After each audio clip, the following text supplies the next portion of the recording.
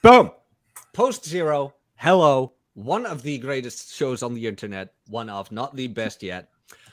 Today we're going to talk about your parents and how you don't owe them shit just for the sake your dad came in your mom and your mom pooped you out.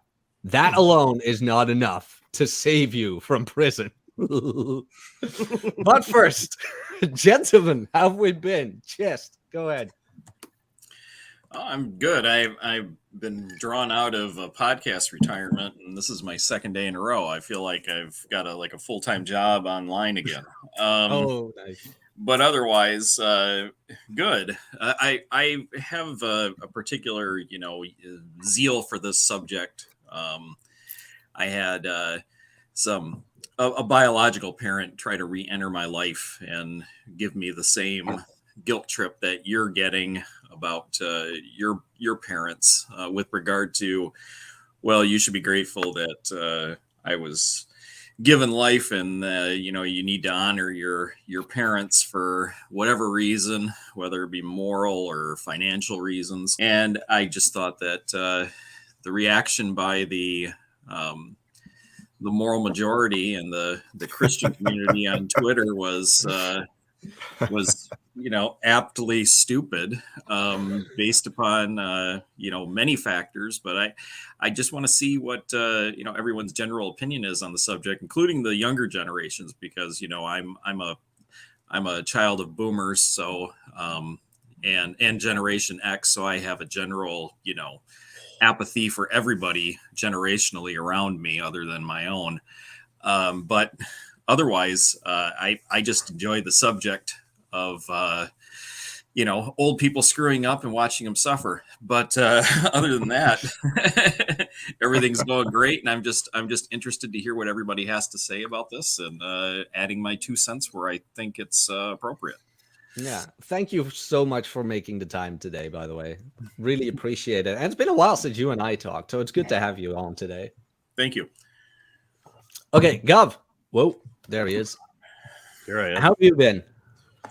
A lot better this week. Last week I was a little bit under the weather, and I've overcome it very quickly. So now I'm back, and I'm doing quite well, actually. I'm glad to be on again. Guys, glad to have you, man. Yeah. Nick August, Alabama man, Punch Riot himself. How have you been? I'm good, man. Glad to have you on. Cool. Dante. Good talk. I'm actually in transit right now. So over the weekend, I'm usually at my folks' place, and then on the weekdays, I'm at the condo where I usually am. The reason I came on is Filipino culture is actually one of the things, this is one of the tenets of Filipino family culture, where you raise your kids grow up, they start to make money, and you send back some of that money to your parents who are no longer working. And because you have that as a kind of tradition thing, you expect the same thing from your kids.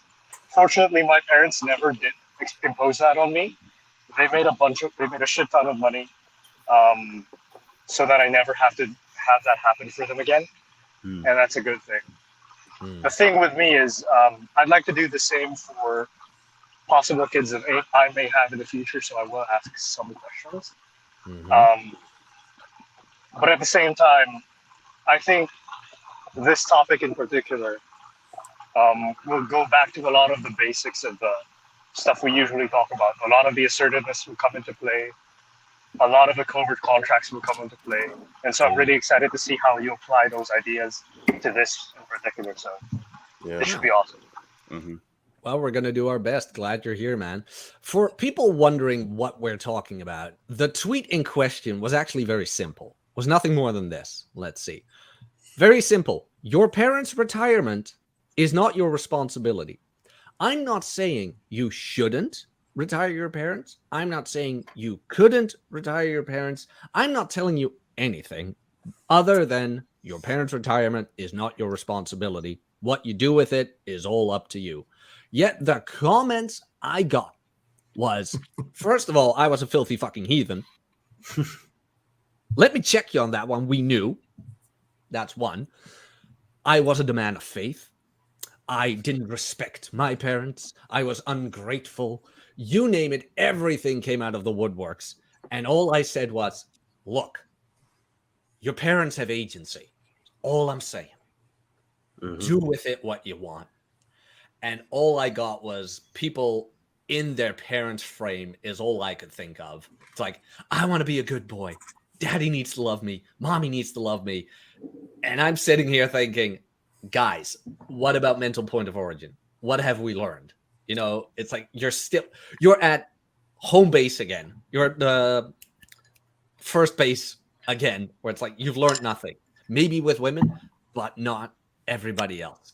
And before we get to the panel real quick, Juan Doe for the €2. Thank you very much. We need more parents diversity on the thumbnail. Hey, most of us have boomer parents, or in Nick's case, it's like the greatest generation, maybe. Like, how old are they? I'll recolor that later. It's okay. You do that. Chesty, what were your thoughts on all of this?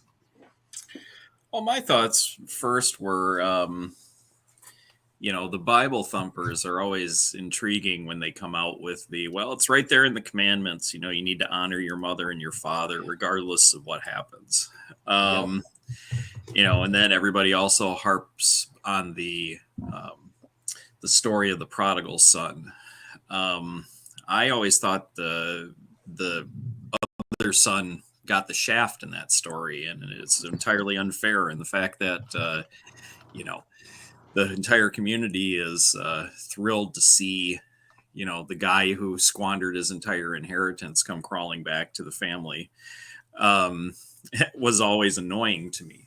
Now, I understand the story is simply about faith and coming back, and you can always be welcomed back into the fold when it comes to your church family or your family of faith. But, money's money, man. And if you're going to piss it all away and then anticipate that somebody else is going to pick up the tab for you later on, well, then, that's placing a burden on your kids. And, you're supposed to try, at least that's been the way here in America for the last 4 or 5 generations, that you're supposed to try and make the life of your children slightly easier and to preserve wealth through generations, so you don't have to, work in a factory 60 hours a week in order to be middle class. I don't think that's the goal anymore.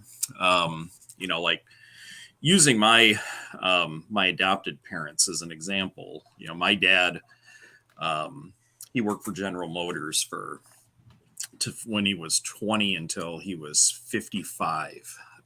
He retired at 55 because he had worked so much overtime between that 20 and 55 that he had credited almost 57 years of actual work service.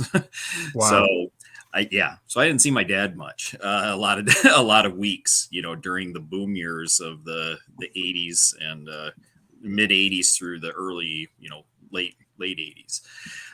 He would work, between 50 and 70 hours a week because, double time, overtime, third shift premium, all these different things that were included in his collective bargaining agreement at General Motors as a general laborer would add up to substantial amounts of money. And that was his goal, is to stop working as quickly as possible. And when he turned 55, he said, I've got all the hours in, I've saved enough money.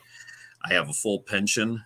I think GM, by the looks of it, based on what my own son has told me, is going to go bankrupt soon. I'm getting the hell out. And GM did go bankrupt about 18 months later, as I had predicted. And he was, and he's one of those people who escaped, with a full pension, with full health benefits, and a very good amount in savings because of how hard he worked. But he's the exception. The rule amongst most of my parents' generation, the boomers, my dad is born in 1948, is that they're consumptive and they believe that they will live forever, and they do not have a penchant for saving. And because of that, many of them are going to die at their desks or whatever job that they're working at because they've never taken the time to save. And Social Security, the way that it pays now, doesn't pay enough based on the increase in costs over time to fully support these people in their retirement. So a lot of these folks now are looking to their kids and going, "Hey, can you help me out? I raised you, therefore you owe me because of that." And then if you can build in a nice cheesy Christian excuse on top of it and some guilt on the part of the kid, you might be able to land on your feet and not, retire to a 1-bedroom apartment and eat cat food 3 days a week because of your shitty choices, as an adult between the ages of 18 and 65. And like Jack said, people either have agency or they don't, and they either reap what they sow or they don't when it comes to their own personal spending.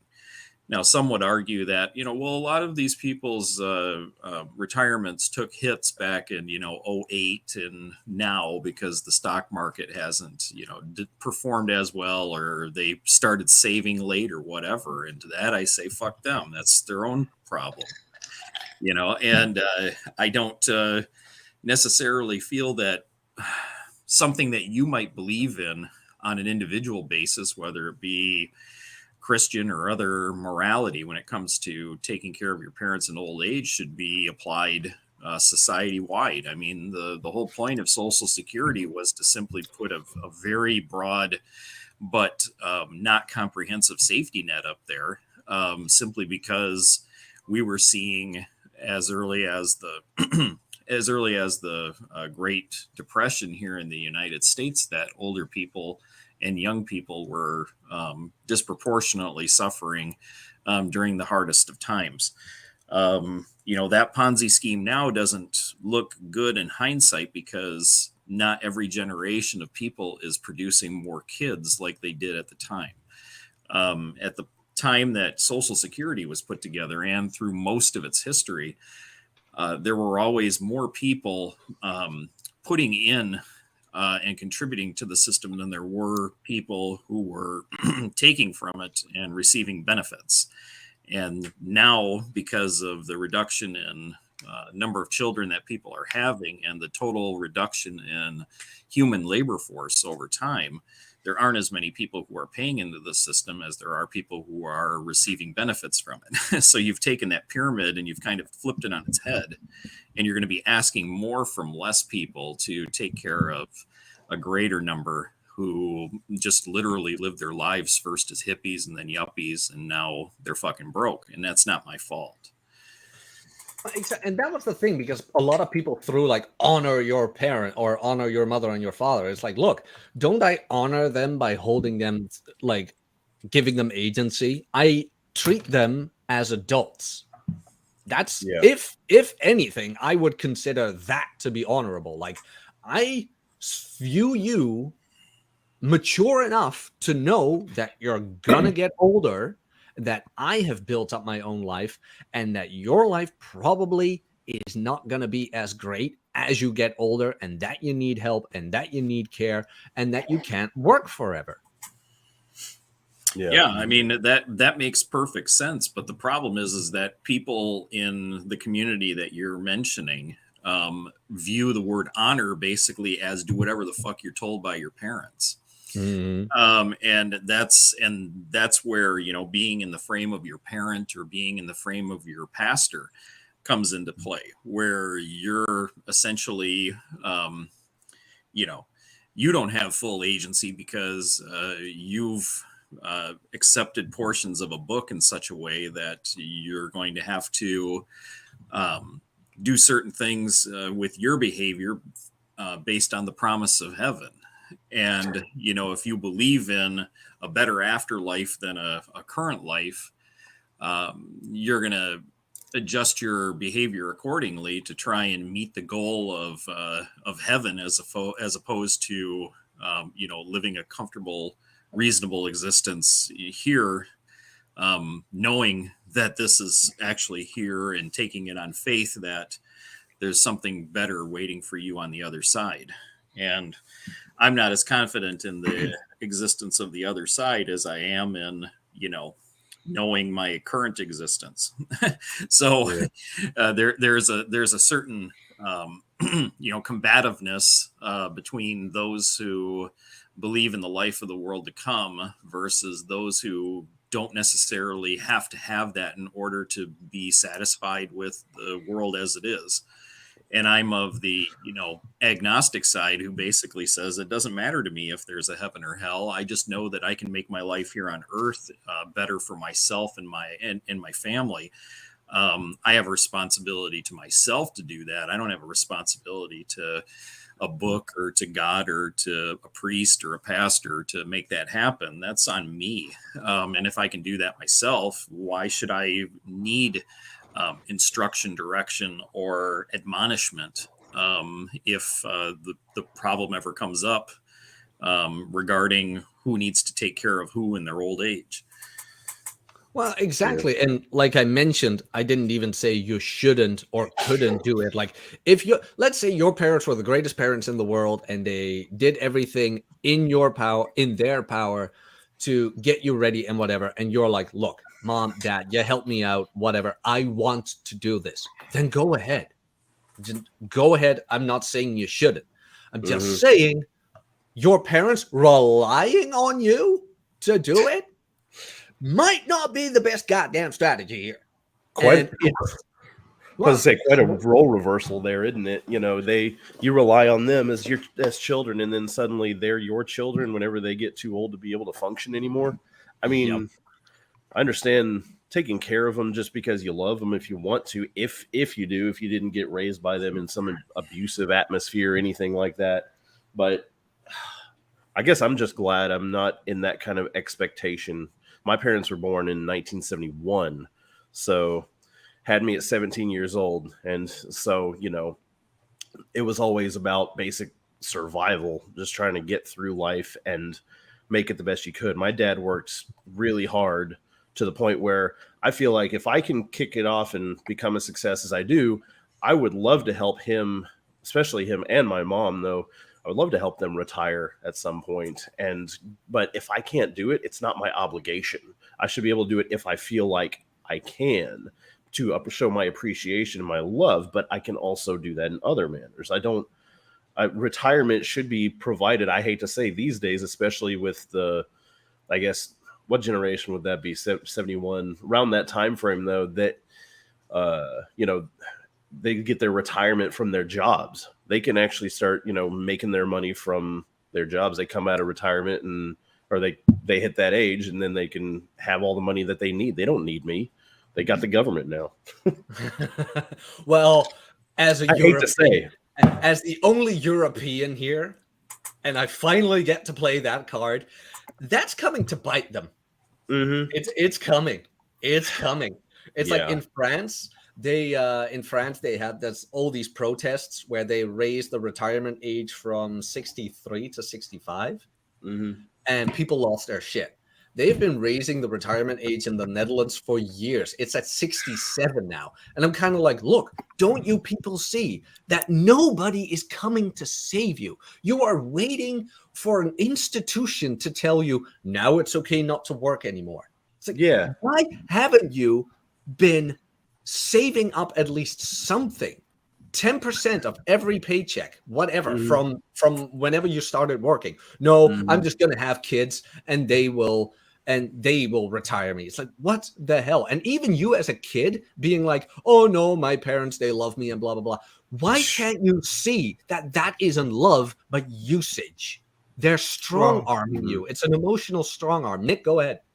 Well, that's the real issue, which is what you were getting at with your whole tweet storm there, which I got to hand it to you, because I thought the original tweet was genius, because it triggered people with every opinion about everything under the sun, and yet nobody actually addressed the actual tweet itself, which, as you pointed out, to kick this stream off was that it's not your responsibility. And also the fact that when you talk about their retirement, you're not, that doesn't mean, okay, well, when my dad gets too old to walk, I'm going to let him sleep on my couch and I'll give him some soup. It's, a retirement traditionally has meant you get to an age where you no longer have to keep working in order to maintain your standard of living until you die, or a standard of living that is comparable or that is acceptable to you. It's not just about, I'm going to help my parents with their medical bills, which is the direction it ended up going in, which I just thought was crazy because, you could see it, you could see the projection, like it was, you coming a mile away. And so the arguments that people started making, such as honor thy father and mother, Chesty pointed out that honor thy father and mother is about not disgracing your family as you live your life. And the interesting thing to me about that is that everybody's always quick to hop on honor your father and mother, but they don't know about, or they ignore, but more likely they don't know about Deuteronomy chapter 21, which says that if your son is rebellious and doesn't take instruction, then you're to take him to the city gates and stone him to death with all the elders of the city. Hey, Mish, that's one for you. Yeah, well, nobody people conveniently either don't know that, or if they do, which they probably don't, they forget that this sentimental idea of family doesn't necessarily apply. And the bottom line of it is that, as you correctly stated, I mean, my question is, if it's your job to retire your parents, then why are you going to wait till they're 72? Why aren't you doing it right now? Yeah. If we're supposed to take care of each other to that degree, why did your parents ever stop paying your mortgage? Why shouldn't your parents be paying your mortgage right now? And it just all comes back to, to personal responsibility. And, there are so many different stories and combinations of dynamics within each family that, to say, well, it's simply your job to take care of your parents. And later, I mean, what if your parents, if you're, look at it this way, I'm Gen X, as is Chesty. And so, our generation was marked by a much higher divorce rate, right? And, parents who were, my parents didn't so much, as near as I could tell, but parents who partied a lot and whatever. And, so if they, if you spend 20 years, if you spend your, from 20 to 40, having marriages and divorces and taking the economic hits that entails, and because you're partying and you're being irresponsible with your relationships, if you're simping for every chick out there, if you're some chick who's just hooking up with every guy she can, and then you get to 45 and you're like, damn, I don't have anything saved for retirement because I spent all my time, running around trying to, quote, find myself.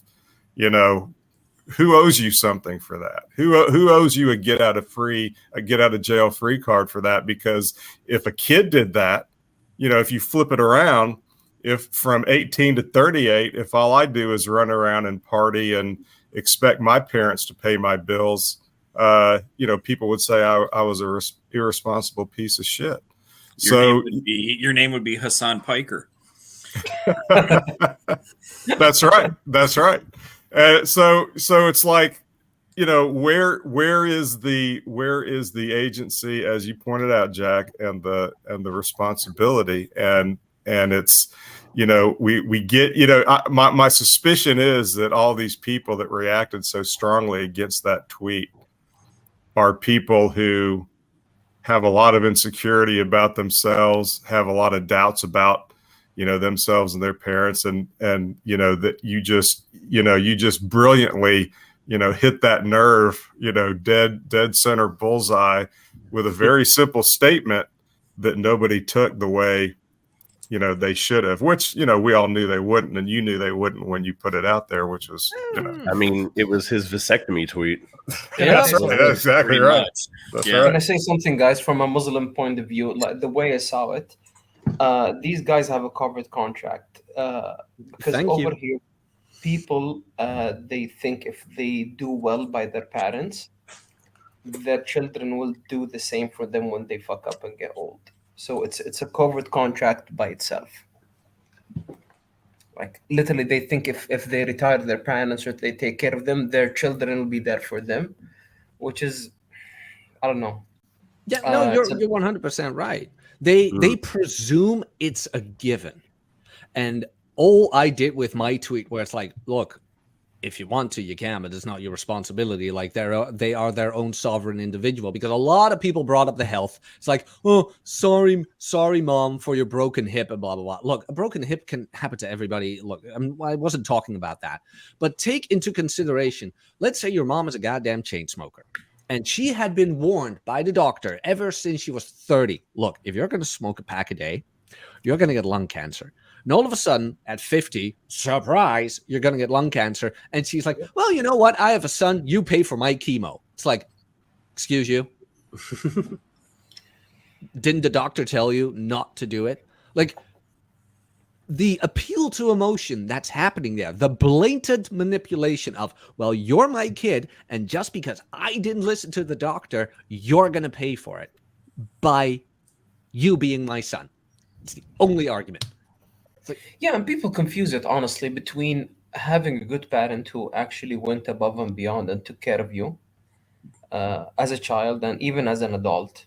And when something bad happens, let's say in my case, my mom, she got, I don't know, 3-4 types of cancer in the past 2 decades. Yeah.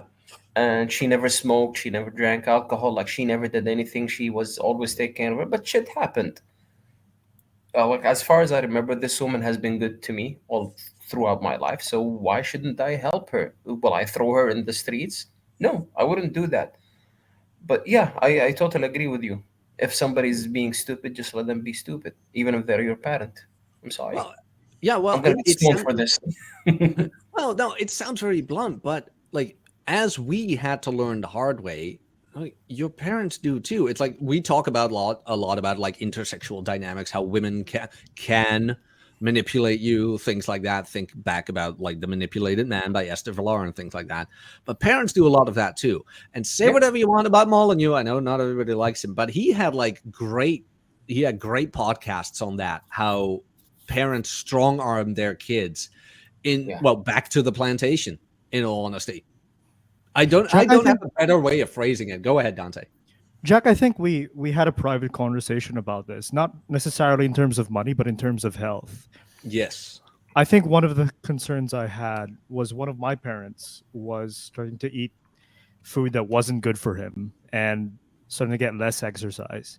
And so I had to have a conversation with him. Hey, like, I don't want to see you on a hospital bed, And so you have to have responsibility for your own health and take care of yourself.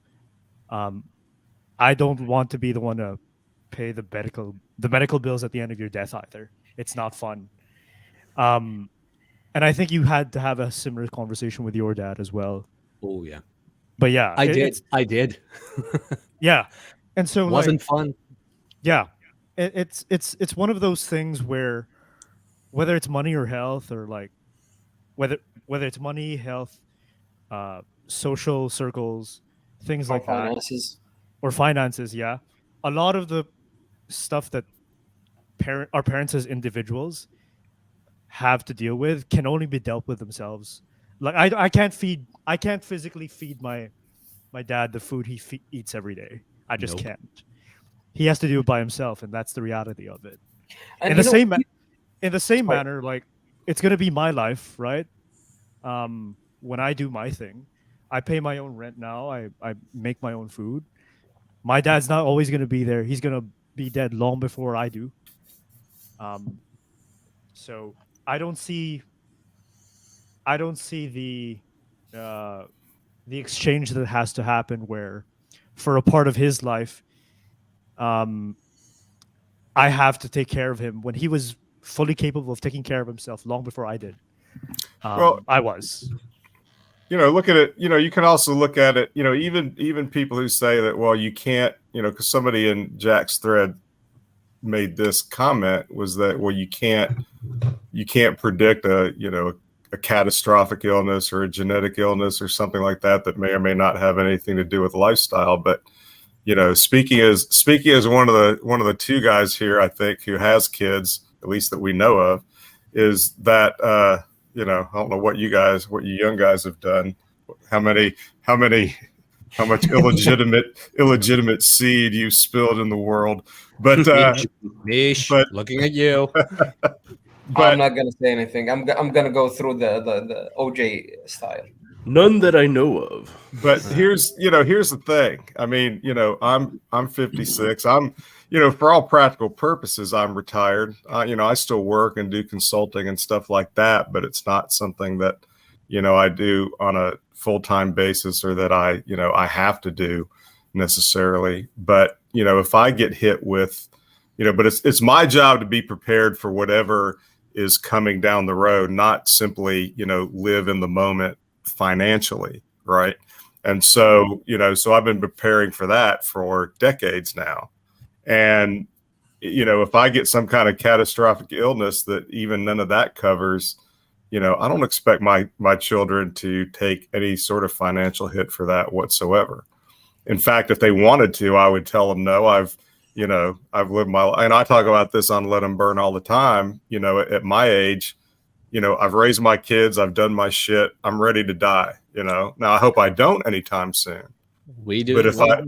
But if I do, then so fucking be it. That's simply what life is. And I wouldn't want to live, 5, 10, 20 years seeing my kids, sacrifice to the point that it hurts them just to, keep me, alive and maybe moving around a little bit. That's, to me, that's not living anyway. So, the idea that, everybody has to, simply, like you said, set themselves on fire to keep me warm and maybe keep me living for a few more years, screw that. I don't want that. And I wouldn't want that to be, if you talk about legacy, that's not a legacy that I want, I wouldn't want that on my kids, nor would I want my parents to think they want that from me. And I was very, I wasn't some dad that, wasn't there.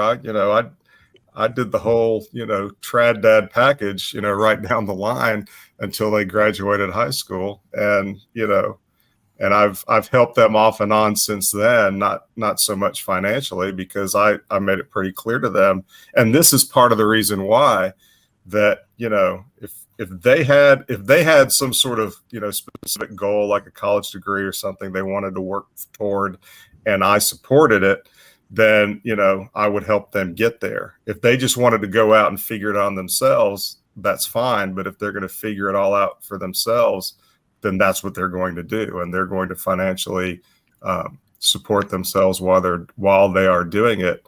And that's what they did. Now, at this point, I have one kid who actually, he makes so much money, he could retire me right now if he wanted to. And he's not even 30 yet.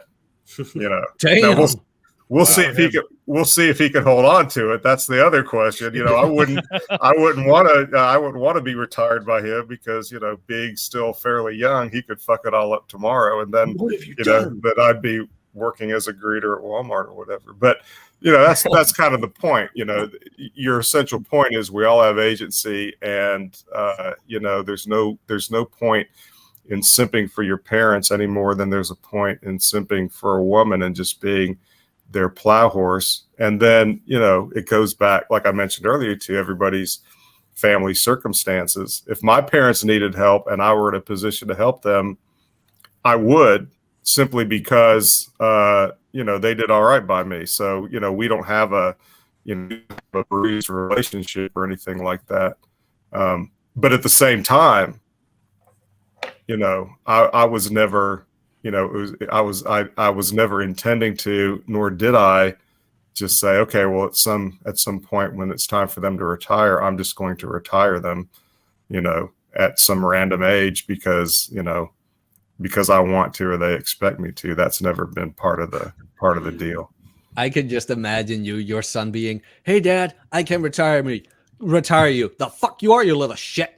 That's right. That's pretty much. I'm gonna work. You will too. Real quick, Well, Juan. Sorry, Nick. I'm gonna do this one real quick, then continue. Juan Do for another €2. Thank you very much. Jack, by the time we can retire, we will be age 70. Yeah, if you follow the government plan, you will, and that's why you shouldn't rely on anybody for those things. Nick, go ahead. Sorry for that. No, Can I I was talk just something gonna, that said say about you're that? absolutely right because if he came, if he came to me and did something like that, I'd be like, yeah, you say that now, but when I'm living in your boathouse and you end up fucking it all up because you invested all your money in a shit coin or something, then then for the rest of your life I'm going to give you hell for being such a dumbass and thinking you were all that. So you're going to want to retire. That's a double-edged sword. You're going to want to retire your kid Blade Runner style. Like, retire this motherfucker. Well, can I go back to something important that Nick said? Go ahead. Nick, he mentioned something that it's super important. It touches something very dear to me when he said that he doesn't want to be bedridden for 10, 20 years and be just a nuisance for his kids. This happened to me, the same thing. Like I remember my mom, she used to say that it's a word in Arabic, but it's so hard to translate. But basically, she doesn't want to be a burden on anyone. So the moment that she fell sick and that took too much, we had to pull the plug. And that's the mentality I'm going with. Even when I'm growing old, I'm gonna tell my kids, like, look, the moment I'm a liability to anybody, just pull the plug. It's useless. Like when I'm 60, 70, like I've lived my life. Like, why do I want to be a pain in anybody's ass and be a liability to them and cost them more money to be around just to be bedridden for 10 or 20 years? Because I've seen that happen with a friend of mine. His dad was bedridden for 25 years. He couldn't speak, he couldn't talk. They spent so much money, and in the end his dad passed away, all because they didn't want to pull the plug. Gosh. Well, and I think you make a good point, and especially because it was my point too, so obviously I'm going to like that. But I think and I suspect, and I was right, because some of these people in that thread pointed out they did say what their ages were, and they were millennials.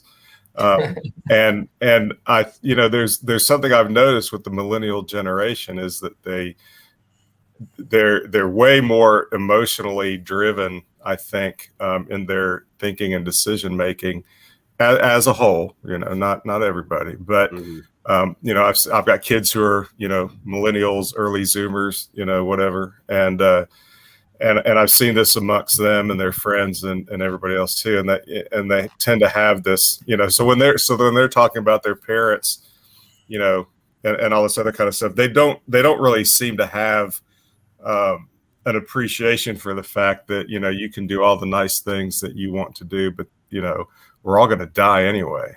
Some of us die unexpectedly early, some of us die catastrophically, some of us just run out of life, if we live long enough. But you're still going to die. And while I don't believe in going the Canadian healthcare route with euthanasia and all that kind of stuff, I find that abhorrent. But I find it equally abhorrent that people just can't simply accept the fact that it's all going to end, and it may end a lot sooner than you expect it to, and that is just the reality of the situation. You're not gonna change that. I have another point that I think is worth mentioning, because I must confess I've only read the tweet and said replies just now. And while all your points are all correct, I think there's one more. I don't think it's necessarily that these people are personally affected by what Jack tweeted. I think it's that their idea of parenting and child rearing and being a husband or wife isn't grounded on reality. It's all abstract, as Chest would say. In their heads, it's all, oh, the parents pick up their bootstraps, work really hard, have kids, and then the kids, that's how it goes. The kids make their own money and then they pay back the parents. It's all not based on their own experience. And so they come up with stupid ideas like this. Because the truth is, what actually happens after the kids grow up and after when the parents get old is highly contextual, very, very specific to personal circumstances and all that. And I think that's what's missing, right? Well, yeah, I think that's a good point, because I think that you're right. A lot of those people were arguing just because that was their topic to argue about for that day. Really, I mean, it was like, in addition to them not having a context for it, it was like, well, this guy's saying that we should just, throw all our old people into a dumpster. And so they went off, in that direction just because it was someplace to focus their outrage on. I'm not saying that. Just saying. But what's interesting about, experience, and I think that's why it's key, is that once you have experience actually being a kid with parents like this, or parents who had to deal with shit like this, is that you understand when you read that tweet, you're not going to read that tweet for anything other than what it was intended. Because if you understand the experience, you can understand how that tweet is applied. And that's the key thing. A lot of people misread that tweet because they don't have that experience. And I guess the takeaway from my side is, if you have no experience, shut your mouth about these things. But other than that, this is the internet. Sir. Well, there's the flip side of that, which I think is interesting, is that I was a lot harder on my parents until I had kids myself, and I my perspective was broadened because because of all of the challenges and all that kind of stuff. Which is not to say that I think having kids is really all that difficult of a thing, because I'm raising kids for me was fine. And I didn't consider it to be a burden or a sacrifice or anything like that. But there are challenges in life, depending on where you're at financially, and if your kid gets sick and all that other kind of stuff. And so I think I ended up having a little bit more sympathy for my parents if I thought they made mistakes anywhere, because it's just, there's a lot of shit that can get tricky, and it's just easy to screw it up. But in my case, again, my parents did divorce, but there wasn't any kind of crazy situations that I was in the middle of aside from that. So my parents all, they did okay by me. So like I don't have an axe to grind with them, and I don't have any reason not to help them if they should ever need it. But at the same time, it comes back to, there was never any expectation that I would just, take on the entire burden of their retirement whenever they decided they wanted to stop working. Right. Yeah, well, exactly. Like that's the only thing I meant with it, where it's like, it's not a given. They can't expect it from you. Neither should you expect to do it, kind of thing. But as we all mentioned before, it's like people interpret things as they want to. It's kind of like the vasectomy tweet, which now I saw every big brand is doing it all of a sudden. Everybody's all big on the vasectomies. It's like, really? This is the hill we die on. Aaron Clary, meanwhile, 10 years ago, goes like, what? Clary said this, like, when was the first time Clary made a video about vasectomies? 10, 12 years ago? Nobody gave a shit. Now all of a sudden, everybody gives a shit. Everybody wants to like to parade their fuck trophies. I don't know what's up with these people, honestly. This is my retirement fund. This is my retirement fund. My impression Take all of my money. My impression of that tweet was that I don't know about you guys, but I feel like Rolo tweeting about vasectomies was so 6 months ago. That's just it's not interesting to me, and I don't know why somebody would take a tweet all the way back when. I don't remember when it was. Do you folks remember? I don't remember. No. I swear to God. It's like, red meat, basically. But like, it makes no sense to me why somebody would take a tweet that was so fucking old, in Zoomer time, and repackage it and make some controversy out of it. When, quite frankly, I thought the discussion about I don't know, the thread of thinking about that was gone. Man. I don't know. Clout, I guess. Oh, dude, no, Rolo said a very big major haram thing. How can you not have children? I swear to God, if Pearl starts to tweet about retirement in 6 months, I will fly to London. He's gonna. What the hell were you thinking? You know how she kind of parrots what other people says, just twisted her own way. She's gonna say the quickest way to retirement for your parents is give your parents your money. Something like that. Well, I mean, if this were 200 years ago, and you basically, you're a farmer, and you have 15 kids, in order to start putting them to work as soon as they're old enough to walk, and everybody can chip in and help out, and your family works that farm for generations. Everybody lives there, from birth to death.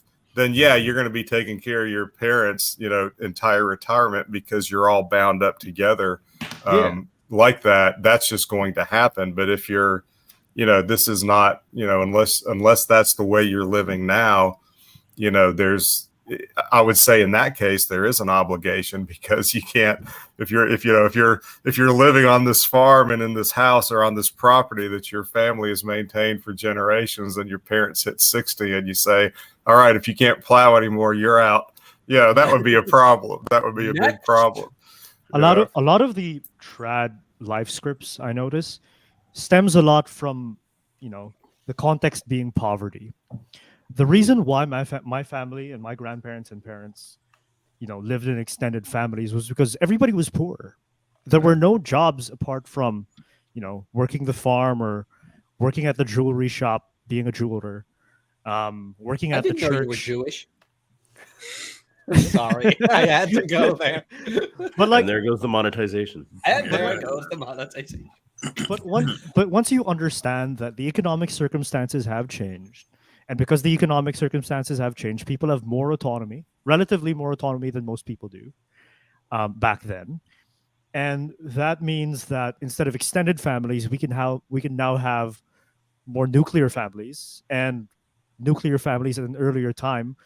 Well, not recently because of the prices and all that, the house prices and all that, but that's a different story.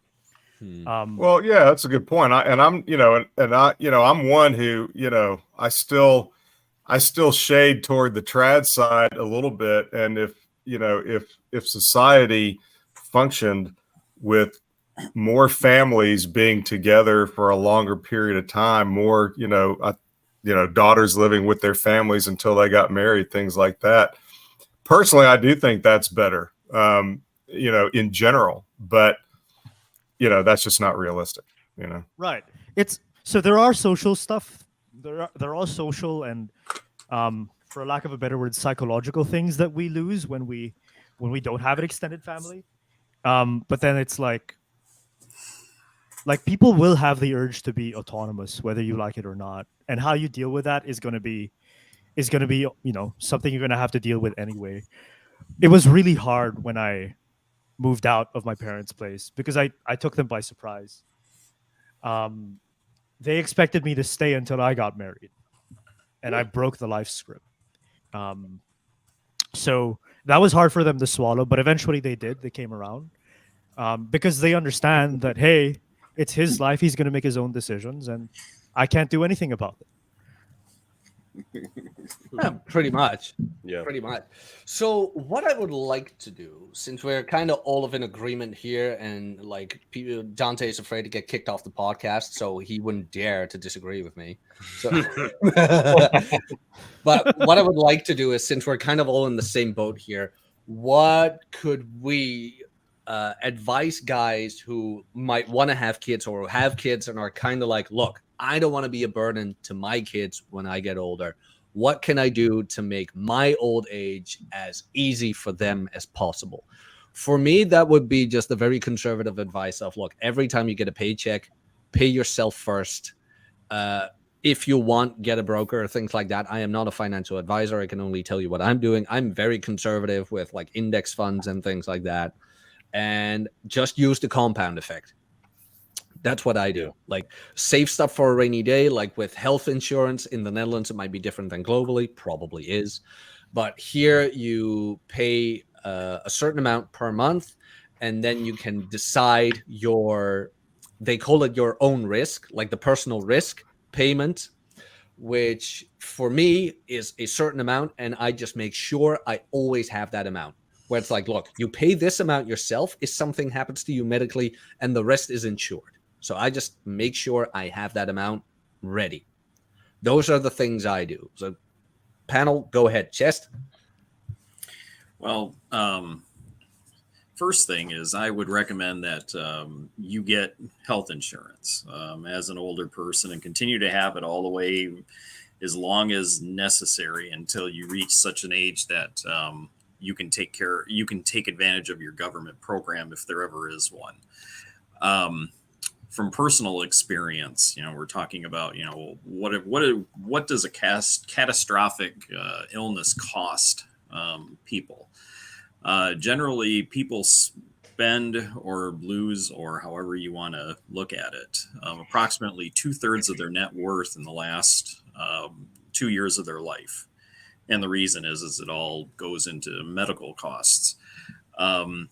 From my own personal experience and looking through her bills, my mom, by the time that she was first diagnosed with cancer and then died about 3.5 years later, her medical bills were, without insurance paying a portion of them, were $1.16 million. So that gives you some context. And that's the United States. We have gold-plated, very good healthcare, and because of it, it is very expensive. And we have a very large insurance network that subsidizes a lot of this cost. And doctors know that even if they take a haircut from their normal rate, that they will still be able to drive Ferraris because of the cardiologists make tremendous amount of money treating people very unsuccessfully. It's just the way that it is. So you have to take into account that at the end of your own life, you are going to spend an exorbitant amount of money on your own care, basically dying slowly and comfortably. A lot of costs for people too, like Mish was talking about, was for hospice care or for long-term care for people who no longer can care for themselves, whether it's nursing homes or inside of your own home and you have your own nurse who comes in and does the care, or if you as a kid share some of that care burden with the professionals. And that on average in my area of the country is around $7,200 a month. So do the math real quick. We're talking about $100 grand a year to keep somebody basically alive, comfortable, diapers changed, make sure they don't get bed sores, all that type of stuff. I think another thing you can do to lessen the burden on your kids is, at least here in the United States, you can contractually create a set of conditions that you give your family and to the hospitals, what they should do with you in the event that you are no longer capable of taking care of yourself. And these are called advanced directives. It's essentially saying that, look, if I go unconscious and it appears as though that I'm brain dead or that I'm non-responsive and that I'll never wake up and be socially interactive with anybody again, pull the plug after a certain amount of time. That's you giving that direction to your family and to the hospital while you're still competent to make that decision. Now, I think in Mish's situation, the family didn't have that type of direction from anybody, including the person who was cared for all of those years.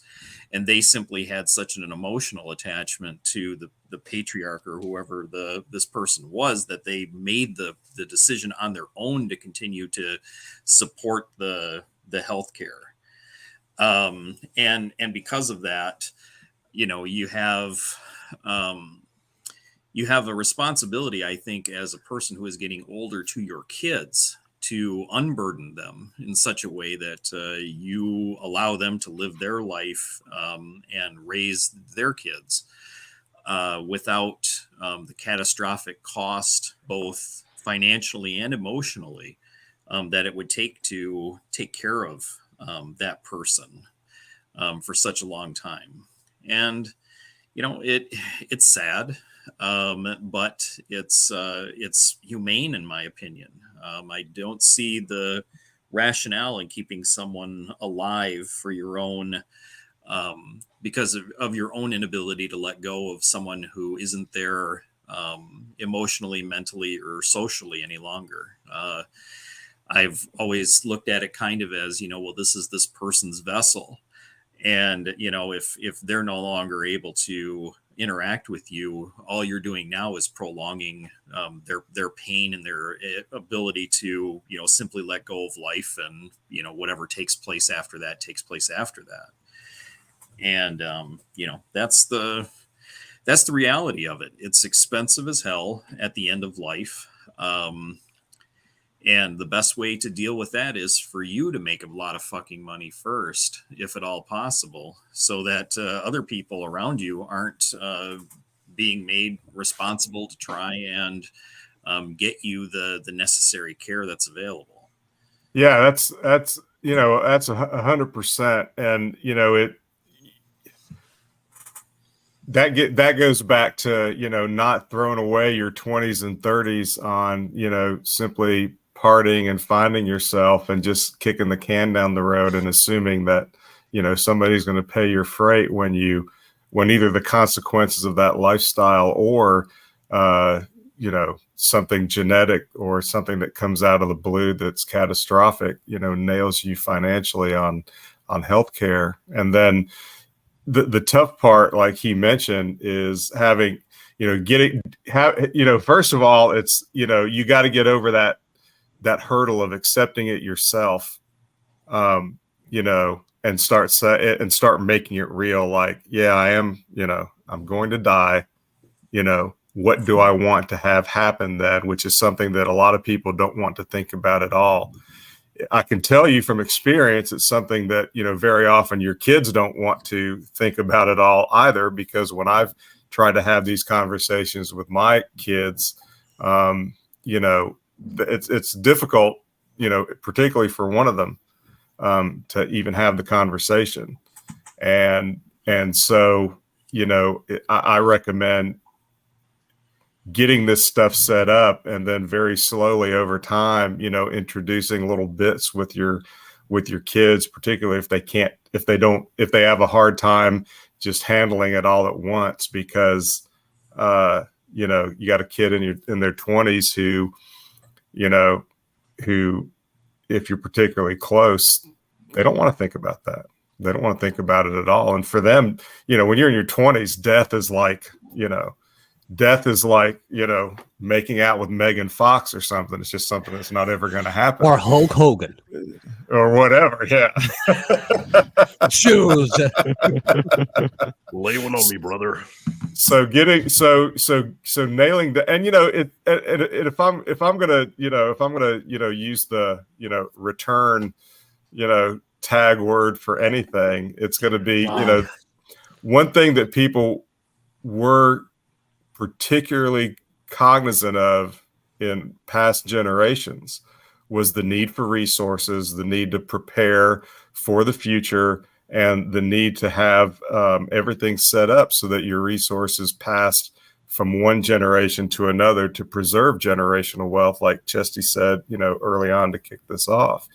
And we don't think that way anymore. We just think I need the new iPhone, or I need a car that's gonna get the girls and all that kind of stuff, which is all great, but that has to come after you've built up your resources and you can actually truly afford to do that, not before. And so that's the other piece of the puzzle, is be more cognizant of resources are more important than almost anything else. And it's just that it's easier these days to get resources or to get bailed out if you don't have them to a degree than it was 300 years ago. Because if you mess that up when you're younger, very often there is no way to recover from that. So take advantage of everything that there is out there now. There are so many ways to make money and to make extra money that, you really don't have an excuse for not doing it unless you're, brain dead or something. Pretty much. What happens is that people get caught up in their feels when it comes to, secession planning, death planning, whatever you want to call it. Yep. And, after death planning is kind of strange. It's basically like, okay, well, this is what I want to happen with all of my resources, and I won't be around to enjoy them anyway. So, let them fight, or however you want to go about it. Choose your character. Yeah, that's right. Do you want to be the daughter who just floats around from couch to couch, or the son who gets pissed because he only gets a third? Whatever. That's There's a whole TV series on this, right? Netflix? Well, yeah. I mean, basically, life itself is all about this. You find out you find out the true personality of a lot of people when death and money become involved, and it's a really horrific. Oh, that's true. Yeah. Yep. Because if you ever had doubts about your brother or your sister, thinking that they maybe thinking that they were an asshole growing up, just wait until your last parent dies, and there's a house involved and a couple $100,000, and you'll see what kind of piece of shit they turn into really, really quick. I have already made my mind up if it ever happens where it's like, look, bro, take it all. It's like, the only one condition, don't call me. It's the only condition I have. You can the have same thing, it man. all. I did You the can same have it, because I worked at the government department of people who got help with debt, and holy shit, when inheritance was involved and things like that, the things people say about each other, horrible. I'm like, That's if true. I can, I'll just make sure I don't need the inheritance so that fight is off the table. Sounds worse than divorce. Jesus. Oh man. I mean, in many cases, it is worse than divorce, especially if people like me or Nick just make the decision, well, fuck it, we're not going to make any plans, and we're just going to have a bunch of shit. You guys, figure it out along with the state on how all this stuff is going to be split up. And that's the majority of people, how this ends up happening. I mean, you get very, very wealthy people, celebrities even, who die what's called intestate, which means without a will or without any type of trust planning. And what that means is that we have to go to the law now to see how all of this stuff is divided up. And it's a very, intense, rigorous, examination on, how many kids are there? Are there any grandkids? Do you have any brothers or sisters? Are your parents still alive when you died? All that shit. And if you don't have any of that planning in place, all of that money, all of your assets end up being split up amongst those people in a very specific order that's determined by law, not by your own wishes. Mm-hmm. So, if you didn't want your brother to get your money, and he's your only surviving heir, and you kick the bucket at 45 and you don't have a will in place, guess what? Your brother's got all your shit, even though you didn't want it to happen that way. No, So this is yet another part of this whole thing. You know, you don't owe your parents a retirement, but at the same time, you being the parent owe it to everybody else around you in a certain way to figure out where you want your shit to be and how you want your death to be treated, dignified or not, you know, as it's happening. And you know, it's a trip to the lawyers, and it's going to cost you a little bit of money to get all that paperwork prepared, but having it is so much better than not. That's all I got to say. Pretty Yeah. much. I mean, I want to.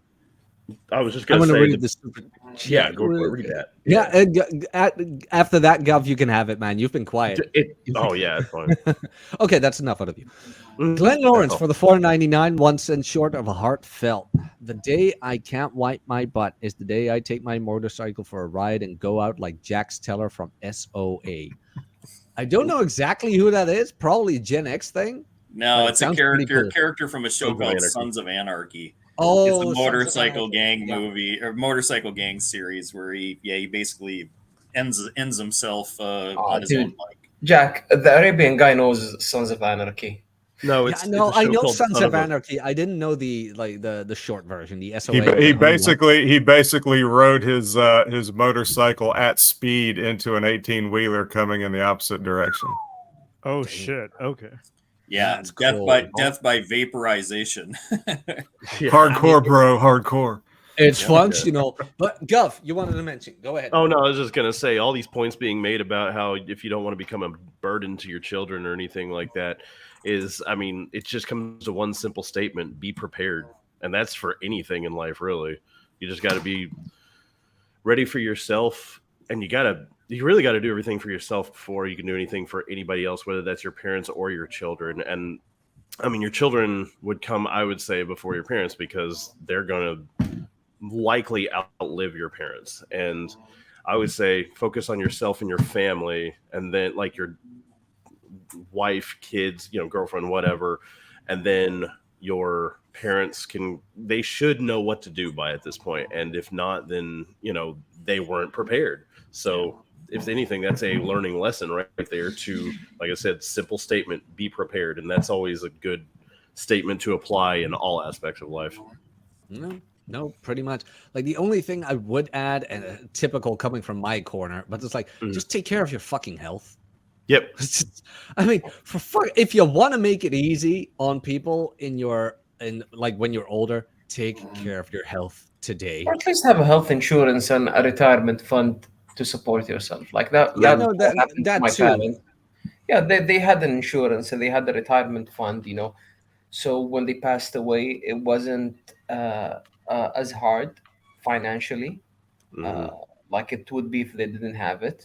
Because, you know, like Chest said, you know, my mom's hospital bill cost around 700,000 or something like that. I don't remember the exact number, but I had to pay a little bit because, you know, the insurance ran out. The same thing happened with my dad. But imagine if they didn't have the insurance. Yeah. I would be working in a mine somewhere, just prospecting some oil. But yeah, and they had the retirement fund, you know, which was around, you know, $10,000 a month, which is a very good money over here. So that helped a lot. Yeah. Yeah, I mean, there's no excuse for not, especially these days, for not being proactive in every area of your life. You know, one of the things that I always this isn't exactly related, but I think you'll see the point. One of the things I always tell young dudes, you know, hey, before you ever even think about getting married, you need to go and sit down and talk to an attorney and find out, you know, exactly what, you know, community property laws are in your state, exactly what, you know, spousal abandonment or abandonment of the domicile or whatever they call it in your state is like, so that, you know, if she moves out, you can change the locks. And, you know, even if she's still on the mortgage and it's, you know, it's perfectly within your right to do that. There are all kinds of laws like that you should know before going into marriage that are, you know, that it's to your benefit to understand that, because that helps you make a more informed decision, and that gives you more options, you know, depending on how things go down the road. It's the same thing with this kind of stuff. I mean, it's the same thing with everything in life. the people who do well, celebrity and sports aside, are the people who are most informed or most proactive and understand that one of the things that helps make everything easier in life is resources. And like Chess said, first rule, make a bunch of money. That needs to be more important and needs to be stressed more, because that, regardless of your relationship with your parents or how things go, and whether people get sick or not, that gives you more options in life, and it cushions everything a little bit. It doesn't make everything necessarily easy, but it can make it easier, and that there's a lot to be said for that. Nice. Mhm. Yeah, Guy- the thing that another thing that I recommend for younger people. I'm sorry, I didn't want to cut you off. No, go ahead, Chess. Go ahead. Okay. One of the things that I still want to recommend for younger people and people in general is if you can, automate as much of this stuff as possible. And that way there, it takes the, the thought process of what if I need to use that, extra 7 to 10% out of my paycheck a month for something that I want to buy or whatever. If it's simply made unavailable because it's taken out of your check immediately or your bank account immediately at a certain time of the month, then that means that you're not going to use it for something else. So, automate your savings and automate your investments as much as you can. Because then you just kind of set it and forget it, and you look at it 7 years later and go, "Oh wow, my money doubled!" In 7 years, fantastic. And that's really all you can do to help ensure that you're investing in yourself first. Because there will be times where if you had access to all of your money, you might think, "I'm going to stop investing," or "I'm going to, I'll get back to it." Soon, and you find out, it's 1.5, 2 years later, and you haven't deposited anything in your in your retirement account because you either forgot or you just chose to dedicate the money to something else. So that's another thing I recommend. Just automate as much of this stuff as you can. Mm-hmm. At least then you don't have to think about it. It's like it's the same with investing. If you just have a certain amount or a certain date when money comes in, you make sure it goes out to the right thing as well. Real quick, one more. Nico for the $5. That is a heartfelt, sir. Right there.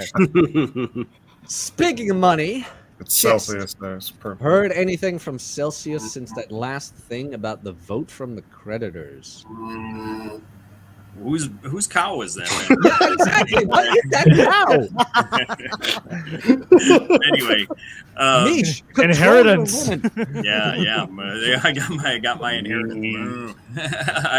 What is that? Have I heard anything about Celsius since the creditor vote? No, there hasn't been an announcement as to how the vote went or whether or not the plan for distribution's been approved. However, I do like the fact that Nishinsky was arrested and that they're doing clawbacks to the insiders in Celsius. Fortunately for me, I was Jesus. What the hell? Rude. What does Torsia want? Is that who was mooing? Yeah. I was about to say that. No, that was her deviated septum while snoring. Oh shit! Jesus Christ! Jesus Christ! I missed that remark. Now I have to play back. But what the hell? Have we figured out what the cow is yet? Yeah, I told you what it was just a second Yeah, I ago. missed that. Yeah, guys, sorry, that's me. My girl, she's sleeping and snoring. There we go. Oh, yeah, now it makes But sense. okay, Yeah. let's wrap this goats. one up. Everybody, thank you very much for the super chat. Juan Doe, Glenn Lawrence, Nico. Can I get the closing statements? We'll just go round the panel. Chest, Gov, Mish, Nick, Dante. Go ahead. Closing statements. All right.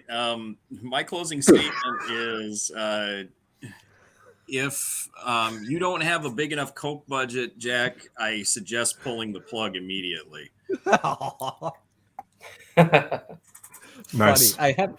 I haven't needed Coke yet, other than Coke Zero, so I'm fine. For now. Gov, go ahead. Lucky you, you've had caffeine. Listen to that. You're still doing But- that? 56 days now. Yeah. Oh, Jesus. But I don't have anything else to add. I can't even think straight because I'm hearing this cow in the background. So, not you, honey. I'm talking to, okay. Anyway. Oh my god. But no, I've said everything I could possibly say about it. I mean, other than any Batman origin story, nobody would be interested in about all that stuff. But I think we've covered exactly what I needed to. And I love everything that's been said today. So this has been a really good show.